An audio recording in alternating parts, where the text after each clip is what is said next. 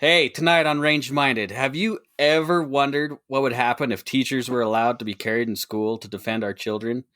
Or have you ever wondered what it would like if maybe one of your children experienced a tragic event in their own school? Well, tonight is your night to get those questions answered. I'm Steve Zimmerman. Welcome to Range Minded. We got Nick over there in Boise, and our guest tonight is. Go ahead and introduce yourself. Uh, Chad Christensen, Chad? Representative Chad Christensen. Yeah. Yeah. So Chad's been on the show before.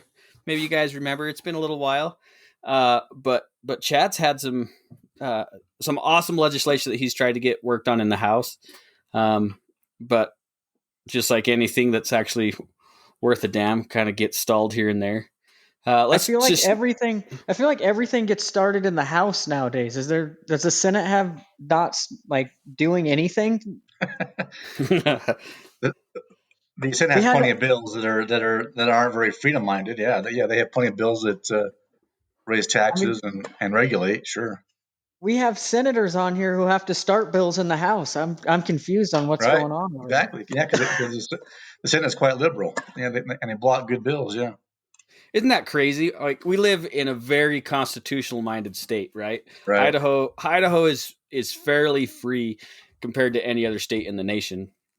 Yet we still struggle to get constitutionally minded stuff happening. Or people elected that are constitutionally minded, right? Right. Yeah. So for anybody who doesn't know, Chad, can you just kind of give us a background of who you are and what it is? You said you're in the House, right? Senate, right. Sorry. Right. So could you just give us a really quick, like 30-second rundown elevator of who you pitch? Are? Yeah. Yeah. I mean, I grew up in Idaho Falls area. Was in law enforcement for quite a while. I'm an Army veteran. Ran for the state house in 2018. Beat the incumbent that was the state affairs committee chairman, Tom Wercher, and he was blocking pro-gun bills, and I used that against him. And I squeaked by him and beat him. And now I'm in my second term now in the House. And so, what made you make the decision to run initially?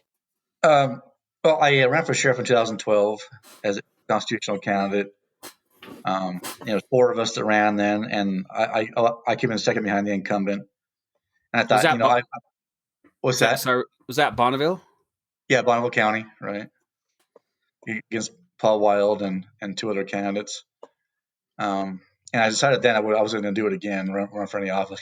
It was fun, but it was also very hard and hard to deal with all of the garbage that came at you. So I kind of decided not to do it again. But then in 2016, Tom Wercher, the guy I beat, was blocking the constitutional carry bill. So I was getting a little irritated with him, and then a couple years later, he started blocking the stand your ground bill that Christy Zito brought forth, and so then I mentioned to Greg Pruitt that I might run against this guy. And Greg calls back, says, "Hey, there's someone down in Bear Lake area that'll run against him." I said, "That's cool. Let him run. He's more known than I am in the area. Let this guy run." So he backs out in February of 2018, and Greg Pruitt calls me back saying, "Hey, he backed out. Can you run?" Well, that's kind of short notice. I only had 3 months to campaign and beat this guy. Wow. So I campaigned in 3 months and, knocked a lot of doors and all of my district, which, is Soda Springs, Montpelier, Preston, Malad, Driggs, part of Bonneville County, of course. And then, so just, real grassroots kind of campaign and pulled it off. Well, you pulled it off and you're there now. Do you think that you'll run again?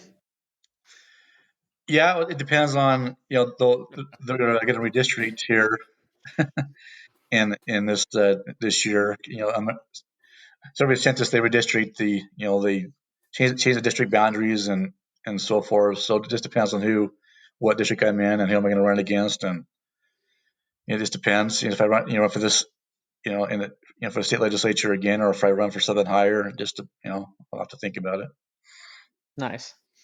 Was it like, is it different than you thought it would be? Is it dirtier or cleaner or whatever? Like, is it just It's not about even right. close? What I expected. I knew the the games, and the swampy kind of stuff. Happens. It's the same here as it is. Um, as it is, same in Idaho as it is in DC. The swamp's real here. Yeah. And the dirty politics, the lying, the backroom deals, and if you don't play the establishment game, then you're ousted, and they don't like you, and they come at you, every election if you don't play their game. And last election, they came at me pretty hard because I'm not in their club, and I don't want to be in their club, obviously. I'm so they came at me pretty hard with lots of money, and they still lost. But well, you must be doing something right. Yeah, I think so. Yeah, I think it's crazy that they're adults, right?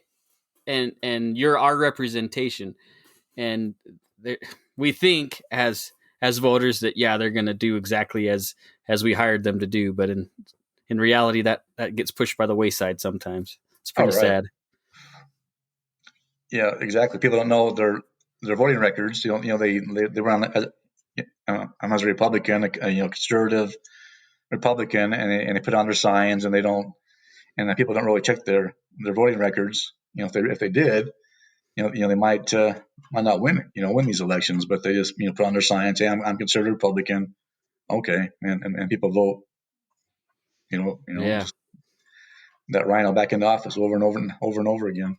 Well, I know we've seen that in the state with some of our representation for years and years and years, and it's sad because it doesn't seem like anybody's really willing to stand up to him like you did. Like you were willing to stand up and run against somebody. I mean, Lurcher, well, bless his heart, he was a problem for us gun owners for a long time. Oh yeah, absolutely, it was. And same thing with him. He'd been in for 30 years, and I think the more you're in office, the dirtier you get, and you don't follow what your constituents want you to do. Yeah, it's so frustrating. So do you think the more time you're in, the more you lose touch with the people that actually got you into office? Oh, absolutely. Definitely. 100%. Yeah. Well, because I think what's that? I would say this, like, other than doing this podcast and getting involved in the last 2 years with the politics locally, I had no idea who was sitting on the House or the Senate. I mean, I knew who the governor was. I knew who the mayor of my town was. I knew who the sheriff was. But outside of that, I had no idea what any of you guys were doing. Right. And I think that what happens is it just goes on, and nobody on our side pays attention, and the people on your side stop paying attention and just kind of doing our own things on either side. Yeah, definitely. People get in their own bubbles and don't pay attention. I mean, I was there at one time too, so I can't say that I wasn't. I knew who the governor was when Otter was in, or Kemp Thorne, and I didn't know he was my representative or my senator. Yeah. So I was with you. I was right there with you too. Yeah. And that's kind of our goal with getting some of you guys on here to kind of talk, is to kind of humanize the people that are in our local government and the politicians, to kind of get everybody paying attention to what's going on, and really just understanding, hey, you can talk to these people. It's I don't want to put you on the spot, but it's it's your guys' job to listen to what we have to say and represent us. So here they are, they're real people type of thing. And that's kind of what we're going for. Yeah, definitely. So Steve. So tell us a little bit about your carry bill. Like what was your hopes and plans with it? What were some of the details of it that maybe have been overlooked by the news? Well, it's been revamped several times. So I ran it in 2019 the first time. So that bill allowed all people that had an enhanced concealed permit to carry in schools K through 12. Public, parents, whoever had the enhanced permit could carry. And that bill got a print hearing with Chairman Steve Harris, and then after that, he got so much pressure from Moms Demand Action, all these Bloomberg gun groups, Sheriff's Association, Chiefs Association, Idaho School Boards Association. He blocked me from having a public hearing. He just got, I don't know. And it's sad that these chairmen or these legislators, they care more about these special interest groups than the people. Mm-hmm. And like Chairman Harris at the time, he didn't care about what I think Idahoans overall want this bill to pass, but they care more about these special interest groups, that are after them. So that year, that's what happened. Next year in 2020, I tried on the Senate side first, since Chairman Harris wasn't going to hear it on that side. So I started on the Senate side and had Senator Lakey run it for me over there. Went to State Affairs Committee, Patty Ann Lodge's committee, and they killed it 5-4. And that was just the school staff only version. And so this year, we negotiated that bill last year with certain groups just to please the chairman and stuff. So we put in the bill that that school staff had to tell the principal that they had an enhanced permit, so they could possibly be carrying at school at times, so the principal would know who would be carrying or could be carrying. And they tried I in the bill this year as well, just to please certain parties, so I can get it moving. Sure. So the bill said, all school staff with the enhanced permit, and had to tell the principal or the superintendent that they had the permit. What else is it? The school couldn't retaliate against that staff member for carrying a firearm if they decided to. Was in the bill, and the school was immune from being sued if if a teacher fired on a bad guy and something happened, or a kid got shot on accident, or Sure. So for people listening and people on the other side of this, what's the intention of that type of bill? Why do we need to be able, teachers specifically, or even the other part, parents, family members, need to be able to carry a firearm going into a school? And with that said, on the flip side, why shouldn't they be able to? Why is that? Well, good question. My biggest attempt on this bill is to bring down the gun-free school zone signs, and have a deterrent for these would-be shooters. Just to think, hey, fight them, enter the school, with a firearm and start shooting. I could possibly be fired back at. Mm-hmm. So that's the biggest intent of this bill for me is for a deterrent. These bad guys will think twice about going into a school and shoot up a school if they're being faced by a teacher or principal or a parent with a firearm. You mentioned earlier, like in one of your previous presentations of the bill, that Bloomberg and Mom Demand Action and those groups, were they physically at the State House, or was it just correspondence through mail or whatever? Both. They have been at State House. The first year they were in droves. In 2019, Mom's Demand was there, in their red shirts in droves. Mom's Demand Action, the moms and male figures that were there with their red shirts on, and the next year as well, and they were there on the Senate side opposing the bill. This year I didn't see them this year in the public hearing on the House side. But they have been emailing and opposed through letters and calls and emails and so with them opposing it, what about the other side? What are the people that are for it doing? Because that's what I'm trying to get through to people. Are we on the pro side of that doing anything to get involved that you see from the House floor? Yeah, there's been quite a few Idaho citizens that have reached out to these, Patty Ann Lodge and these committee members to move the bill. And I think the Idaho Second Amendment Alliance has helped a lot to push it with their members, and there's also the what's that organization called? Right to Congressman something. National Write-Your Congressman. Yeah, there you go. Yeah, they've helped a little bit in the past. The NRA has supported it and endorsed it, and the first year actually the FOP actually endorsed it, but in 20 and this year they didn't. They pulled back their endorsement the last 2 And years. that right there really, really frustrates me because I support law enforcement 100%. My father-in-law used to be sheriff. I actually got hired from Bonneville County for a little while. Oh. I ended up not taking the position, but I was hired. So I guess I shouldn't say I was a cop because I never really was a cop, but I had that opportunity. Cool. But to hear like the sheriff's organization or the sheriffs and chiefs, right? Yeah, and them not supporting a pro-gun bill, that kind of frustrates me. It's almost like they don't trust citizens with that right.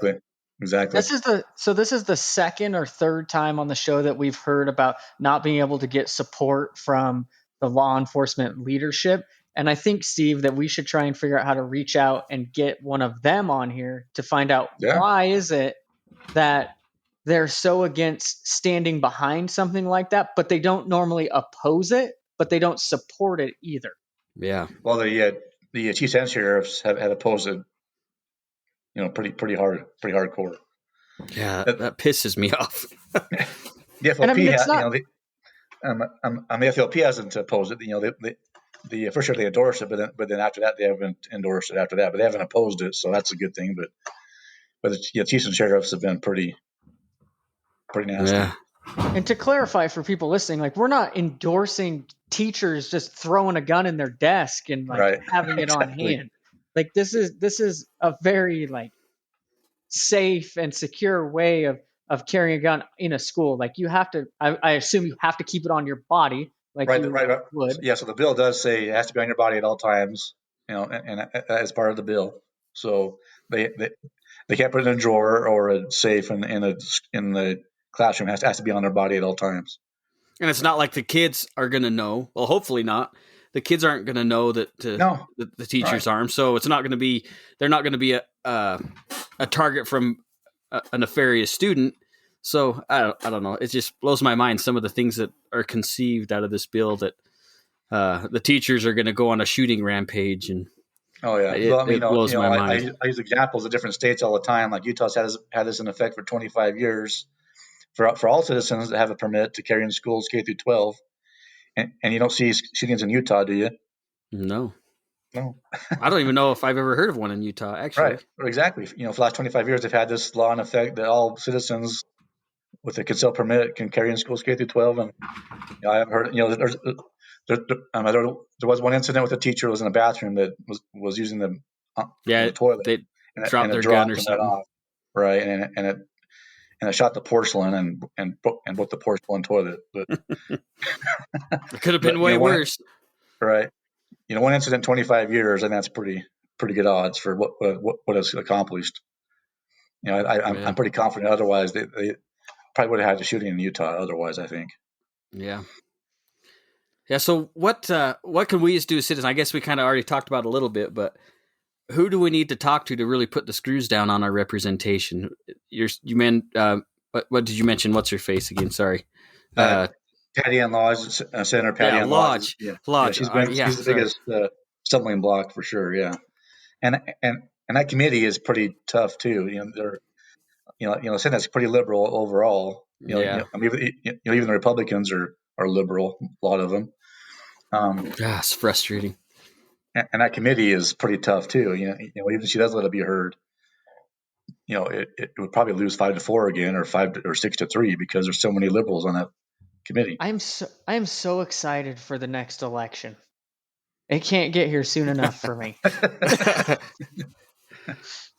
Yeah, that's just the problem, is get people educated, and hey, these senators are doing this, they're not letting bills be heard, and these chairmen and these committee members aren't they're pretend conservatives.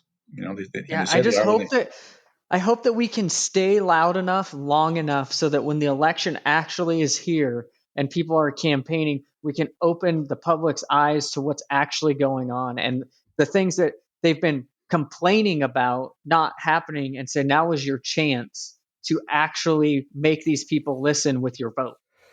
Because it Right. seems like we start this conversation after an election, and then by the time re-elections or the next election shows up, it's like, oh shit, we forgot how bad that we thought it was. Oh, for sure. That, and then the advertisements, like, we know how some of these people are in the middle of a session, but when it comes to re-election right before, all we get bombarded is, well, so-and-so is for your gun rights and they're for your property rights. And they woo us with these terrible ads half the time, and we forget about it. And they're lies, right? Absolute lies. They're for your gun rights and here's Patty Lodge saying she's for your gun rights when she doesn't won't allow teachers to carry in schools, which is Second Amendment, flat out. It should stop at a school door threshold. It shouldn't end right there. Why should it? Yeah. Well, and correct me if I'm wrong, and I could be wrong because I'm married and I'm wrong a lot, but school boards, don't they have the ability to make this happen within their school districts? Right. So current law is that school boards can decide who can carry in our schools if they want to allow it. Yeah. Which is but the problem is most school boards are they're not going to be doing it. Yeah. Right. Which is why I keep pushing Steve to join the school board. Well, Chad was on a thread that I posted on Facebook, and somebody said, you should run. And I said, well, maybe I will. Yeah, the problem is the guy that's on the school board in my area is very solid. Like, he's a good dude, and I don't want to kick him out. Maybe you should move. Maybe. Or I'll just raise hell at a school board meeting for the next 6 months. There you go. Do that too. Well, I'm pretty sure there's going to be a lot of people doing that in your school district. Yeah. Yeah, it's going to be interesting the next few months. For those of you that don't know, Steve's daughter goes to the school that we just had an incident at, and I'll let him explain that because I'm not as familiar, obviously, as he's going to be. Yeah. So Thursday, let's see, what day was that? Oh, yeah, I can't remember. Anyway. It was Thursday. It was a Thursday, right? In the morning, I think it was the 5th. The 5th, yeah, probably. I can't do numbers. First hour in class, a girl, which in itself is really odd, decided that she is going to have enough. Now, at the time of this recording, we don't know all the information from the investigation, and we'll never know everything from the investigation anyways. But from what I understand, having a daughter in that school and who has met this girl actually, she just decided she wanted to end her life by cop. Suicide by cop was the intent, as far as I know. So she brought. Well, actually, let's bump back to say she made a TikTok video and some posts about shooting up the school. Wow. And was suspended. She got suspended. She wasn't supposed to be to school on Thursday. But from the gap of enforcement in the school, they let her in anyways. I don't know what was going on there. I don't know where the resource officer was. I know there's a resource officer there, but who knows, right? He was MIA, I guess. So she was suspended. She came to school anyways. In the first few minutes of class, she asked to get up to go to the bathroom. So she was suspended and she went to class. Yeah. They took attendance. She was not supposed to be there. Oh, my word. And so she went into the bathroom. My neighbor girl, it was her classroom, just 3 houses down from me. The girl goes into the classroom. They hear some noises from the bathroom. She's banging on the wall or something, probably trying to psych herself up or something. I don't know. I mean, we can only speculate. A few minutes later, out of the bathroom, pulls out a handgun from her backpack and starts rattling rounds off. Luckily, she wasn't able to get many out. I don't know for sure for what's going to come out in the investigation, but it sounds like there was less than 8 rounds that was fired. So she ended up shooting into that classroom. I don't think she went into the classroom. She just shot into the open door. and I don't know if at that point she struck any of the two kids. I don't know if that was when she hit one of them. Immediate lockdown. A lot of the teachers knew what was going on at that point.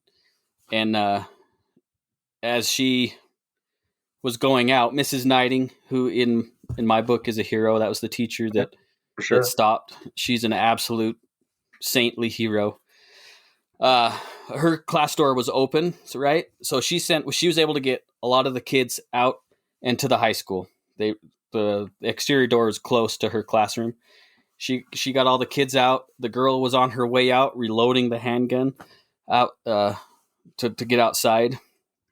And at that point, Mrs. Knighting wrapped her arms around her and was able to take the gun away from her. And from what it sounds like, it was actually, this is going to sound strange, but it was a pretty tender moment. She put her arms around that little girl. Now it's a 12-year-old girl. It's crazy. They talked and they hugged, and she took the gun from her, and she just held on to her until the cops arrived. So I mean, in my mind, I can see there's a lot of problems. First of all, where's this girl's parents? Obviously, if she was suspended, her parents wouldn't have. If they were involved in her life, she wouldn't have gone to school. We know she had a lot of other issues going on. Talking to my daughter about this little girl, she kept to herself a lot. Very different. She has a lot of other issues going on in her life that really changed her character. It's just a really sad deal. It's super scary. I personally don't think she went there with the intent to kill any kids. The two kids that she shot, they were all leg or hand, shot in the extremities. The janitor that she shot, he was actually shielding kids as she was swinging around, and he took one to the tibia, broke his tibia. Wow. With the round. I really don't think she was going there to kill any kids. I think she wanted to go herself. I think that was the intent. Obviously, we don't know, and we may never know for sure. So I was gonna ask. You said that she went there with the intent, suicide by cop. Is that something from the video, or is that something she told you? Obviously, I don't know anything that was told to any investigators. But I think that I haven't seen the video. It's gone, right? But I think that was in the video that she wanted to die and she couldn't do it herself. So it's sad. I know she's from Idaho Falls. She doesn't even live in the school district because of the Chinese immersion program. She was traveling to the middle school. And her sister, I think, goes to the middle school as well. But I don't know anything about her family life. I personally think that there's a major gap in parenting. And I think that's how Mrs. Knighting knew what to do. I think she instinctively just knew that girl just needed a hug. I mean, just thinking about it, I get a little teary eyed. Sure. I don't know. No, I'm guessing where the janitor Jim, where his leg broke, I'm guessing it's at least a 9mm. Right. When you said that, it has to be, somewhat, Yeah. And where she rattled off only a few rounds, I mean, it could be in 1911. Because she had to reload, because that's when Mrs. Knighting stepped in, was on the reload. Yeah. So right here. And I've heard a rumor about it being a cop's daughter. I mean, is that any truth to that at all? No, I don't think so. So. From what my kids are saying, how they kids just kind of know other kids in the school. It doesn't even sound like they're a pro-gun family. And so how she got the firearms is a big question mark. Right. And I hope maybe that comes out in the investigation. I don't know. Well, it's definitely a sad story. It's something that we don't experience much here in Idaho. Yeah. And on the dad side, being a dad, I'm pissed at the school district, and I don't know if any of the folks in our school district listen to the show. I'm really, really Well, they frustrated. won't with after it. this. Yeah, probably not. I'm really, really frustrated with the school district because I had zero information coming from the school district. It just so happened the guy I work with, his daughter, texted him and said, "Hey, I think there's a school shooting. We're going to go into lockdown." And that was probably right after yeah. And so he's texting. Yeah, wow. I didn't hear anything from the school until a little while later. I get an email. And who's checking their email when you're worried about your children, right? I'm texting my I have 2 kids in the high school just across the field. And so I'm making sure they're fine and doing what they need to be doing. In that amount of time, probably 30, 40 minutes, maybe even an hour later, I get an email from the school district saying there was an incident at the middle school. All the kids are fine. That's it. That's all the email said. Nothing else. No, they weren't. All the kids were fine. Which is not true. Yeah. And that's not true. And still, even later on, you know, I got another text way later on after everything. I already knew what was going on at that point. And it was still really vague, which I understand they're going to try and keep things low key, and they don't want, you know, a lot of people to panic. But I was already panicking, like, of course. And it turns out my daughter, she was in Spanish class at that time, which is down the same hallway is where all this stuff took place.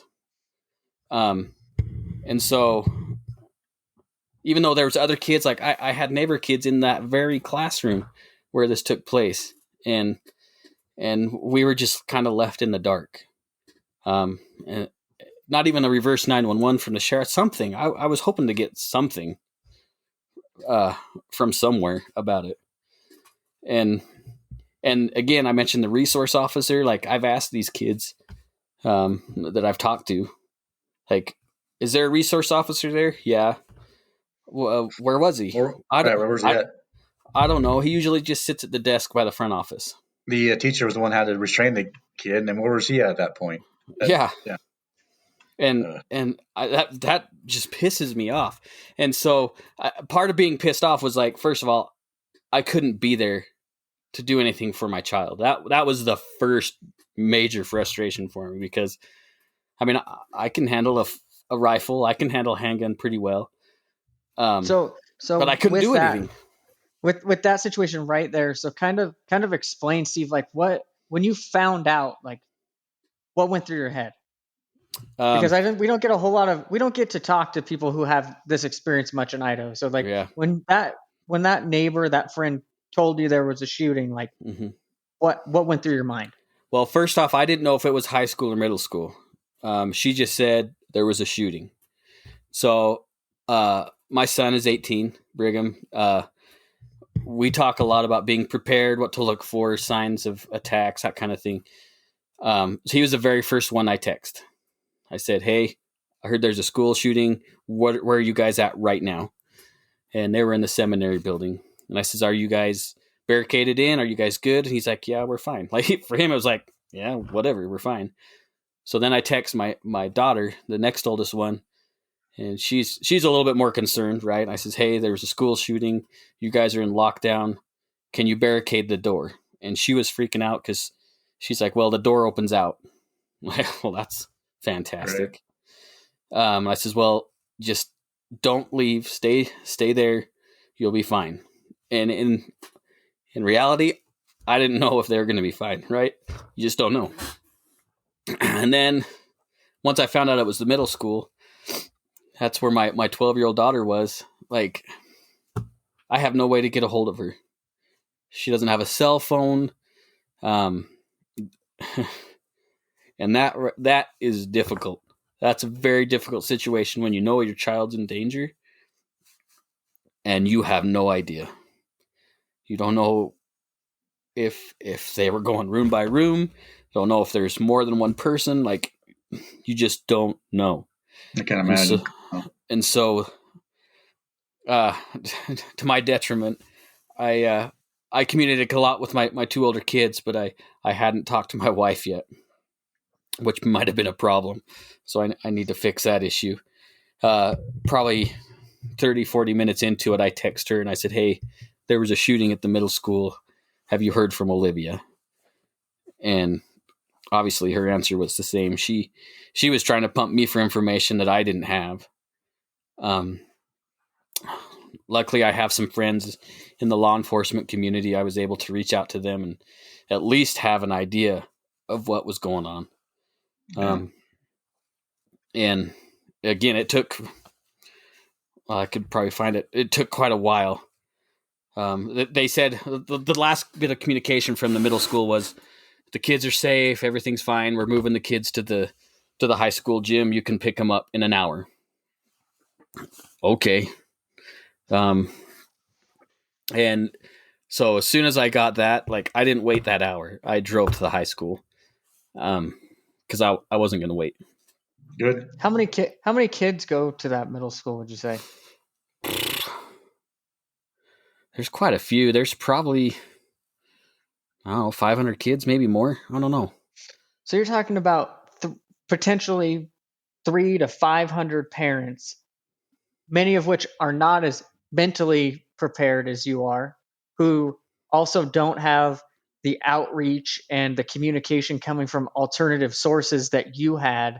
And I can tell just by listening to you explain what happened, the emotion that comes up there, which was 1,000 times more last time I talked to you about it on Thursday, and that was after the fact.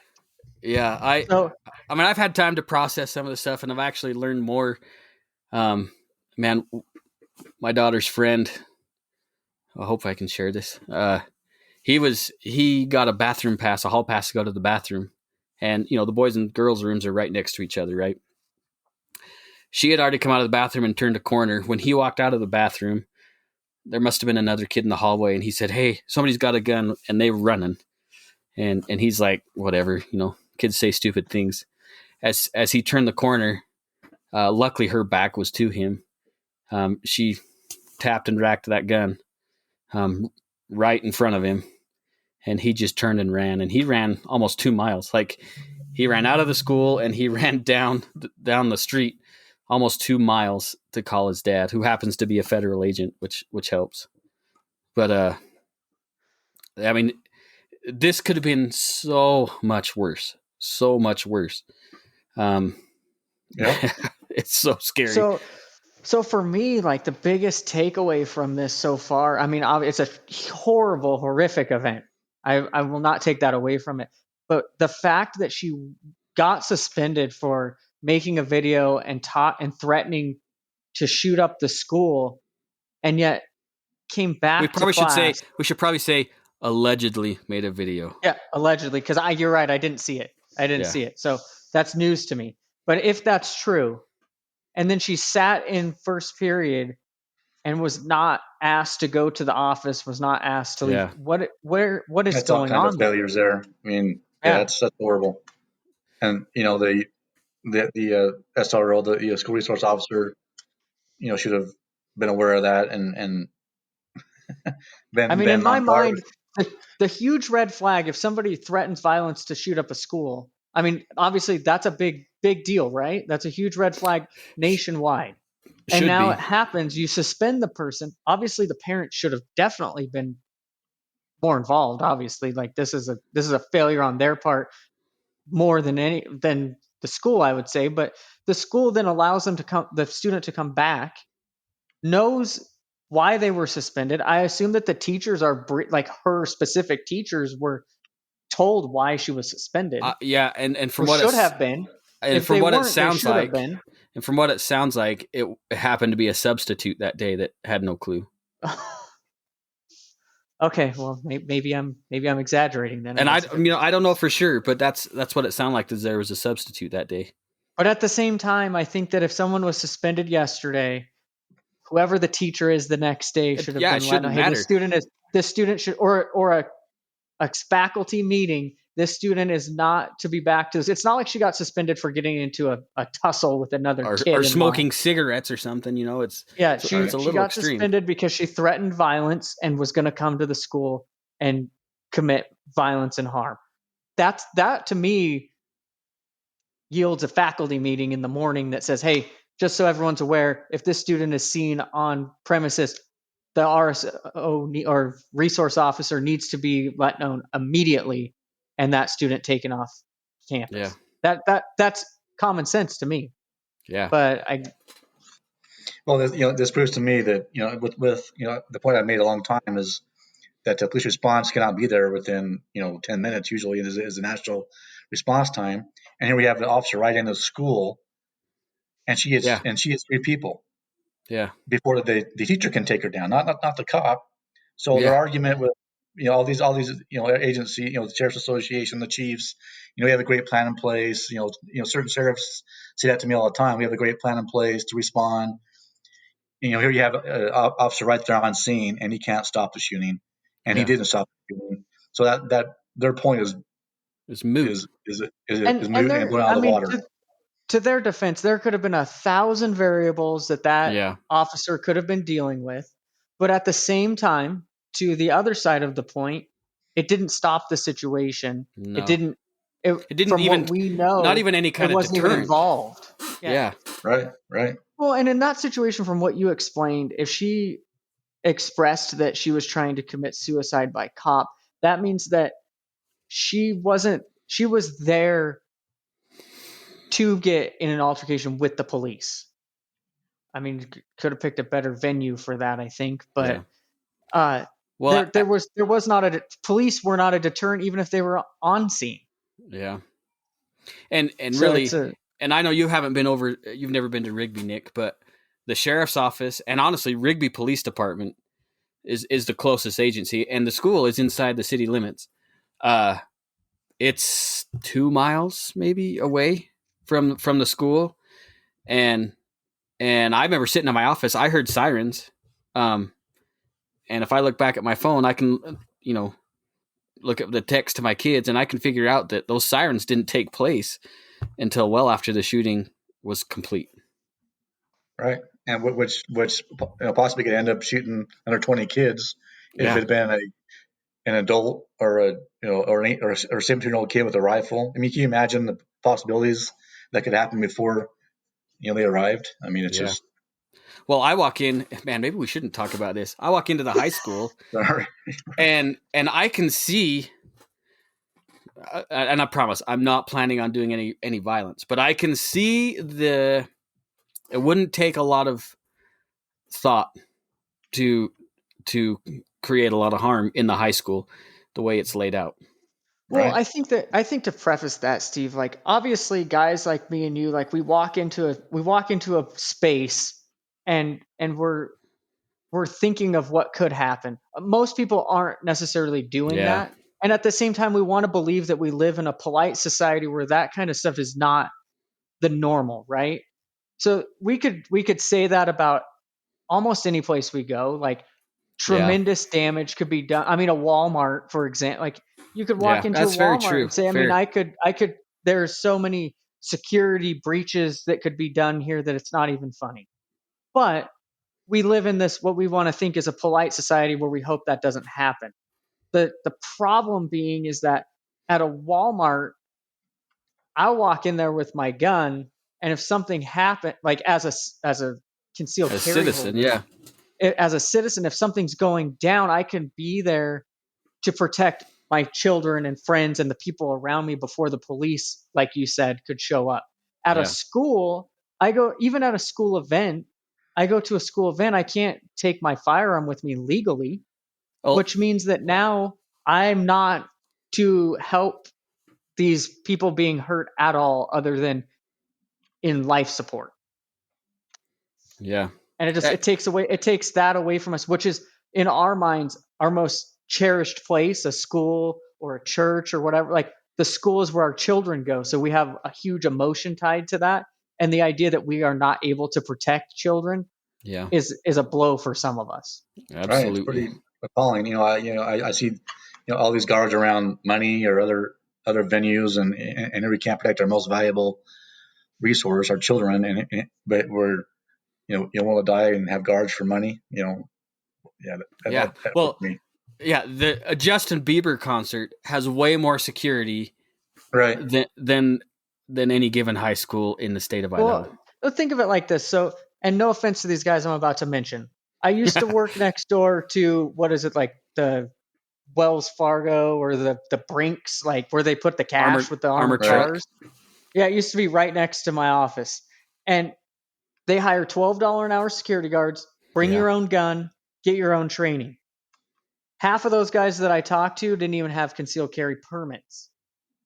But yet we allow them to walk through Walmart, walk through banks, walk through the mall, walk through anywhere where they're getting cash, where if they were approached with somebody trying to rob them, they wouldn't even use the guns. They would just say, take the shit. It's not worth my life.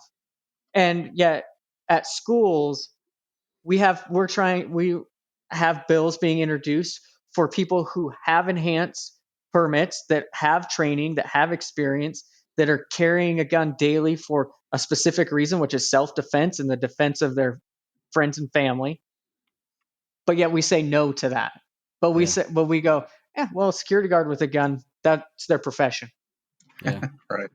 Yeah, But yet point. those guys, when I worked there, I literally had to tell their supervisor, if your guys point a gun at me again, there's going to be a problem. Again? Because they would be sweeping, coming through the parking lot, and they would walk around the concrete barrier because they come guns drawn when they back up in the building. Oh my God. And they would come around. We'd be sitting out on the loading dock, and they would raise their pistols up, and we're like, you guys realize that we make guns here, right? You realize that every one of us is trained with firearms. Oh, I'm like, you guys should take a class from one of our instructors because you have no idea what you're doing. But it's just crazy to me. I have no problem with them doing their job, but the idea that they're allowed to do that with no training, but yet those of us that are trained and want to feel safe when we go to, like I said, our most cherished place, which is a school or a church or somewhere like that, and it's a gun-free zone. Sorry. Yeah. I mean, it does boil my blood to know. I like to go to the kids' rugby for the high school. Yeah, I'll go to the rugby games, but I can't carry, even though it's not on school property, but it's because it's a school sponsored event. I can't carry. Well, what the hell? And I don't want people to take this the wrong way, as if oh, well, if you saw a kid shooting up a school, you just kill him. Well, this situation, I am 100% happy for the way that this situation ended. Yeah. The way that it ended was the best case possible. Right. Nobody was killed. 3 people were wounded, which is, I hate the idea of that, but nobody was killed. Nobody was severely wounded. And the student who was the shooter was stopped and taken care of. Mm-hmm. Now, would I say if she continued to shoot up the school and was killing people that it would have ended the same way? Probably not. It probably would have ended the way that supposedly she wanted it to. Yeah. But I'm glad that it didn't. Yeah, I don't think, and we're trained, right? As concealed carry holders, the gun is not the first option, right? We don't go to our gun and end a conflict right at the firearm. It has to meet this escalation of force. I could see how some people might think, well, that girl was shooting up, that teacher should have just shot her in the face and ended it. Well, what about, we don't know the circumstance. Were there students behind her? I mean, we don't know what's going on. So it's easy to armchair or think about it, but I don't think in this situation she would have gone for the gun. With proper training anyways. And I agree with that. I mean, I agree with the same thing. I said the very same thing. I said to one person, and it's patting on law. She said, if that teacher had a gun, we'd have a dead child. And I said, no, you don't know that for sure. Yeah.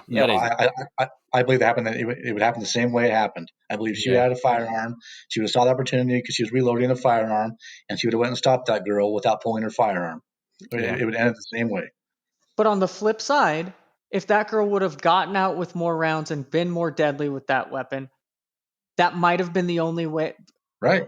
Going force on force might have been the only way to stop that. And that's okay too.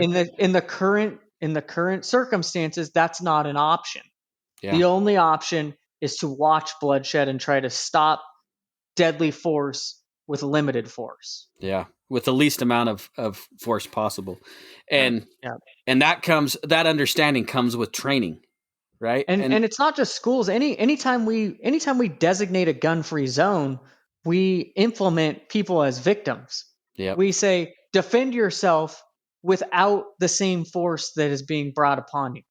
I mean, you go to a concert And I understand why they don't allow weapons, but just like we say with everything else, bad guys don't follow rules, they don't follow laws. Bad Yeah. guys find ways to get things in. And that's the same thing that I train with Ryan about. Like, this is how bad guys get bad shit into venues. And this is how he knows all of this because he's seen it. He dealt with it. So like me personally, like I know exactly how to get weapons into a venue because I know how the bad guys do it. So you're saying that once a bad guy gets in and 10,000 people are at this event, the bad guy and the 3 cops at the gate and the non-armed security guards are that should be the only people who defend my life and my people I brought with me. That seems a little unjust to me. Yeah, unfair And it for seems, sure. and it definitely seems like it allows for a space for violence to happen. I mean, you take the shooting at the concert in Vegas, like that guy saw an opportunity to inflict the most amount of carnage possible on a group of people that couldn't fight back. It doesn't matter how he did it.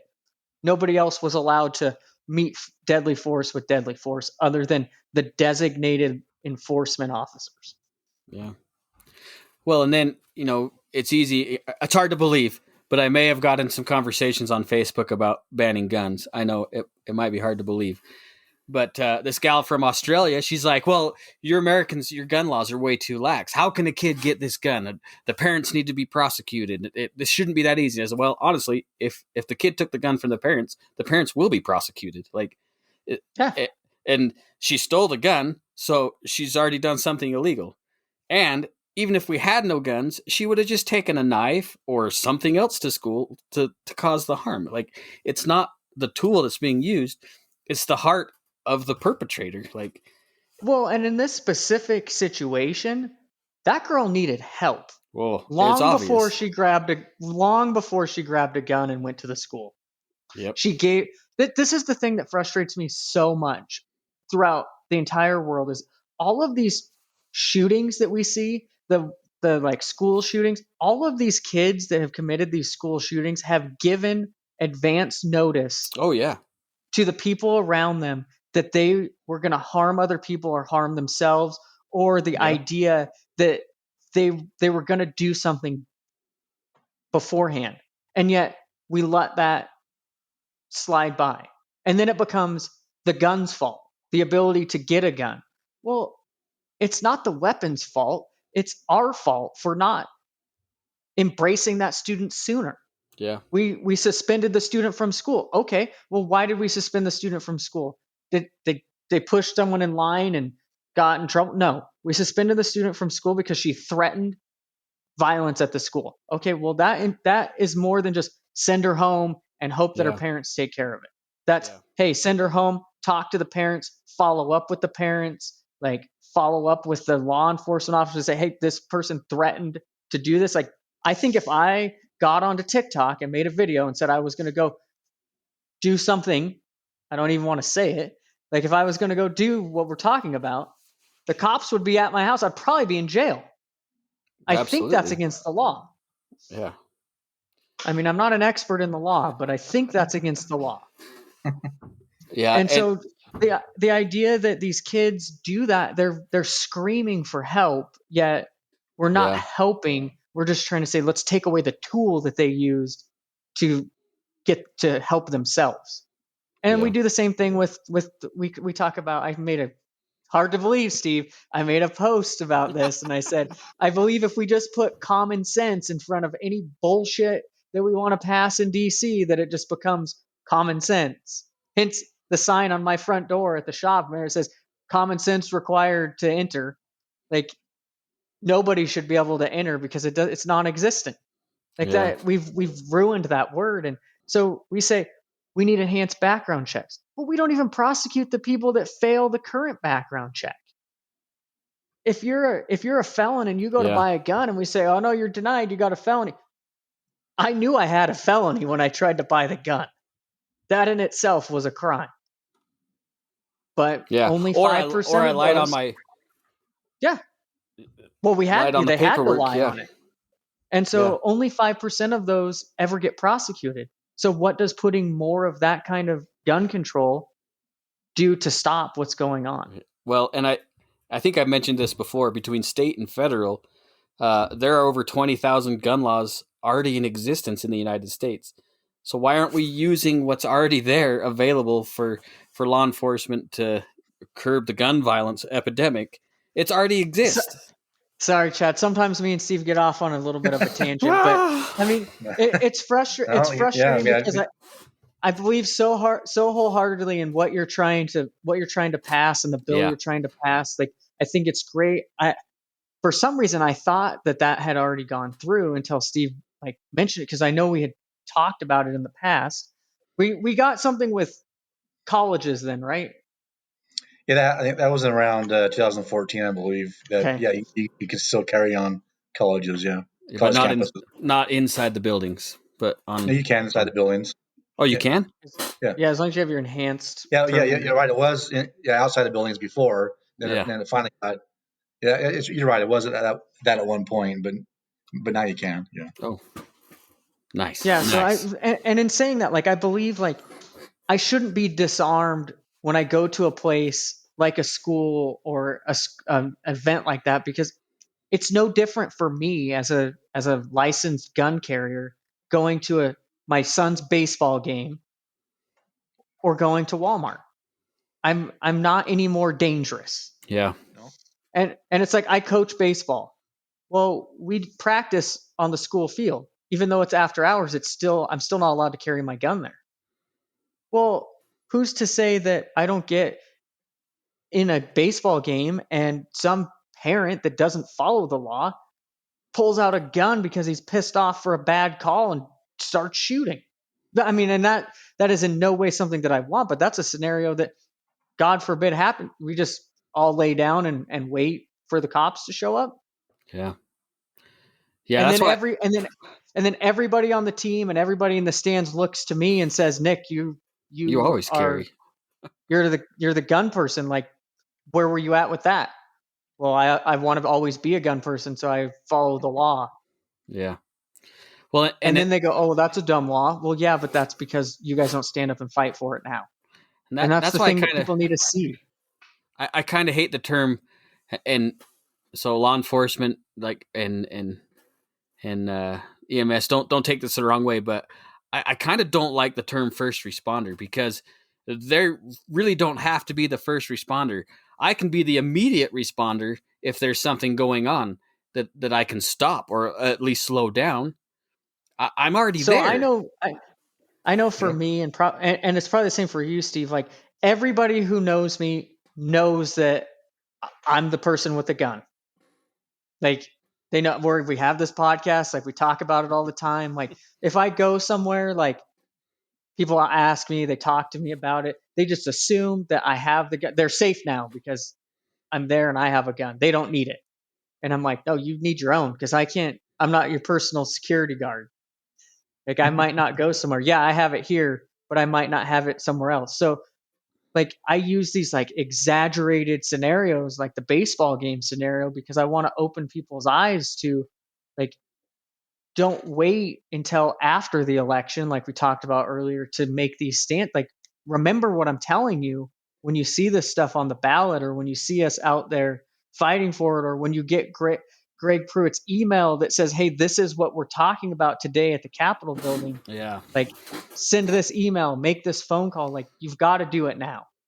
You've got to step up. Like, this Chad's bill to allow carry on school property, like, that's a no-brainer. Like, we should have that. I should be able to carry a gun anywhere that I go, Especially in Idaho. And Steve should be able to carry a gun. And anybody who can own a gun and get an enhanced permit should be able to carry that gun anywhere they go. And for me, like, I've talked to you, Steve, like, I want some sort of a bill that will allow people to carry in events. I think it needs to go Absolutely. past enhanced carry. I think it needs to be a special permit. But I think there should be a way for people like me or you or other people with more training to go around the metal detector. And I don't care if it means I have to have a green wristband saying that I have a gun. Like, I want to know that when I go somewhere with hundreds of thousands of people, that the only person protecting me is not the guy standing at the metal detector out front or the 10 cops surrounding the building. Yeah, the guy with the metal detector is probably overweight and has got his gun bucket holster with a high point in it anyways. You know who I'm not worried about at an event is the talent, the musician, the actor, whoever's there. They have their own security. They have the police doing security. The people I'm worried about is the bystanders around that. Yep. And so, like, that's something that down the road that I really want to push for. But I mean, right now, campus carry, school carry, like, that's a good start. And I don't understand why it's taking so long to get through. Yeah. And that's not your fault, Chad. That's those of us that aren't doing our part to call in and put the pressure where it needs to be put. So who do we need to put the screws on, Chad? Who do we need to get a hold of? Well, right now it's Patty Ann Lodge. Senator Patty Ann Lodge is, there's still time this year to get that bill heard on the Senate side, and she said there's not. She said the session's over. That's a flat out lie.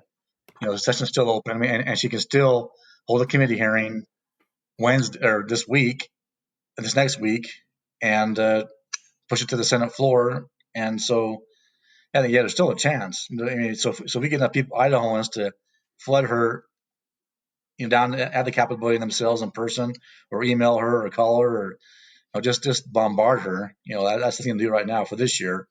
Next year we make a plan of attack next year, and we can go from there. But right now, she's the key. She's the one stopping the bill right now. Do you confident that the governor's going to sign it too? Like, is he going to be down? I have no idea. I mean, I know the first, 2 years ago when I was a freshman, we went to his office. All of us went in his office to meet him and talk to him, and I brought it up to him then, and he didn't seem very excited about it. So that doesn't surprise me. Right? Exactly. He's a rhino, so. Steve, I really wish we would have had SHOT Show this year so that I could have sat down with him at that dinner that they always have. Oh yeah, that would have been fun. Yeah, that would have been very fun. Well, there's always this next year. Well, he might not show up this next year. Yeah. We should get Chad over there. All right, guys. What is this dinner? The SHOT Show. There's a Idaho night at SHOT Show, where it's all these Idaho companies and well, every state does it, but we go to the Idaho dinner. It's pretty awesome, actually. Huh. Yeah, sounds fun.